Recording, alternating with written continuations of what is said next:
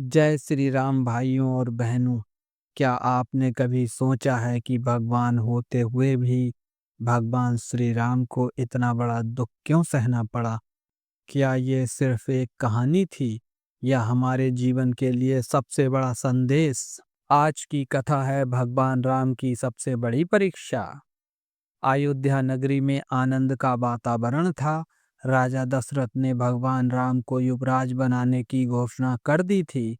नगर सजा हुआ था और हर घर में दीप जल रहे थे, लेकिन विधि को कुछ और ही स्वीकार्य था। केकई, जिन्हें कभी राम अपने प्राणों से भी प्रिय थे, मंथरा के बहकावे में आकर राजा दशरथ से दो वरदान मांग बैठी। पहला वरदान, भरत को राज्याभिषेक पहला वरदान भरत का राज्य अभिषेक हो, एवं दूसरा वरदान राम को 14 वर्ष का वनवास व एवं दूसरा वरदान राम का 14 वर्ष का वनवास। वरदान देने के बाद राजा दशरथ टूट गए, लेकिन वचन के बंधन में बंधे थे लेकिन राजा दशरथ वचन के बंधन में बंधे हुए थे। जब यह समाचार भगवान राम को मिला तो उनके चेहरे पर क्रोध न था और न ही दुख और न ही कोई प्रश्न। भगवान राम ने कहा, पिता की आज्ञा मेरे लिए ईश्वर की आज्ञा है। जिस सिंहासन पर बैठने वाले थे, उसी दिन उन्होंने वन का मार्ग चुन लिया। सीता जी भी बोली, जहाँ आप वहीं मेरा घर है।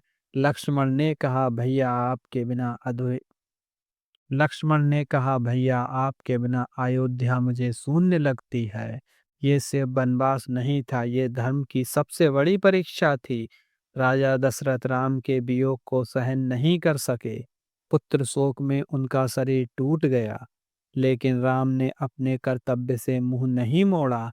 यही कारण है कि भगवान राम सिर्फ राजा नहीं बने, मर्यादा पुरुषोत्तम कहलाए। भाइयों और बहनों, इस कथा से हमें तीन महान सीख मिलती हैं। नंबर एक, धर्म कठिन होता है लेकिन वही जीवन को महान बनाता है। नंबर दो, कर्तव्य सुख से बड़ा होता है। नंबर तीन, जो त्याग करता है वही इतिहास रचता है। अगर आप चाहते अगर भगवान राम चाहते तो सत्ता चुन सकते थे, लेकिन उन्होंने धर्म चुना और इसलिए आज भी हर घर में उनका नाम पूजनीय है। अगर भगवान राम का त्याग आपके हृदय को छू गया हो तो कमेंट में जरूर लिखें, जय श्री राम। इस कथा को लाइक करें और अपने परिवार तक शेयर करें। और ऐसे ही सनातन कथाओं के लिए हमारे चैनल सनातन कथा गंगा को सब्सक्राइब करना ना भूलें। जय श्री राम साथियों।